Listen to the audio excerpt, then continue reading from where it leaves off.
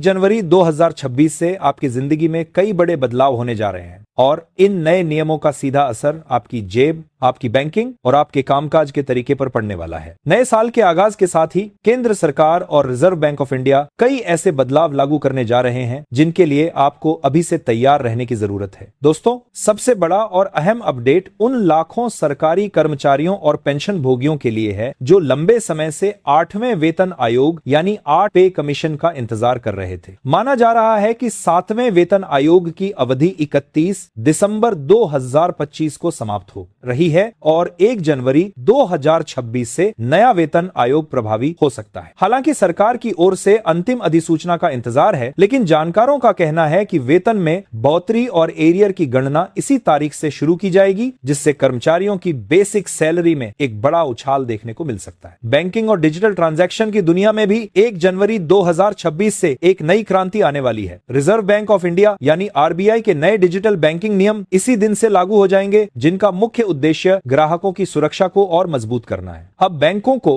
किसी भी वित्तीय या गैर वित्तीय लेन देन के लिए तुरंत एसएमएस या ईमेल अलर्ट भेजना अनिवार्य होगा। दोस्तों, आपको बता दें कि अब बैंक आप पर किसी विशेष मोबाइल ऐप को डाउनलोड करने या इंटरनेट बैंकिंग सक्रिय करने के लिए दबाव नहीं डाल पाएंगे। इसके साथ ही डिजिटल बैंकिंग सेवाओं के लिए ग्राहकों की स्पष्ट और लिखित सहमति लेना अनिवार्य कर दिया गया है। अगर आप क्रेडिट या डेबिट कार्ड का इस्तेमाल करते हैं तो रिवॉर्ड पॉइंट्स और लाउंज एक्सेस जैसे नियमों में भी बड़े बदलाव देखने को मिलेंगे। खासकर एचडीएफसी जैसे वाप पे बैंकों ने अपनी कार्ड पॉलिसी में खर्च की सीमा को बढ़ाने और वाउचर आधारित सिस्टम लागू करने का फैसला किया है। इनकम टैक्स के मोर्चे पर भी करदाताओं के लिए एक बड़ी खबर है। हालांकि नया इनकम टैक्स एक्ट अप्रैल 2026 से पूरी तरह प्रभावी होगा, लेकिन केंद्र सरकार 1 जनवरी 2026 तक नए और सरल आईटीआर फॉर्म्स नोटिफाई कर देगी। इसका मतलब यह है कि आने वाले समय में टैक्स फाइलिंग की प्रक्रिया बेहद आसान हो जाएगी और पुराने जटिल नियमों से राहत मिलेगी। नए नियमों के तहत अब देरी से रिटर्न फाइल करने पर भी रिफंड मिलना आसान होगा और टीडीएस यानी टीडीएस से जुड़े कई जुर्माने खत्म कर दिए जाएंगे। इसके अलावा प्रॉपर्टी और रेंटल इनकम पर भी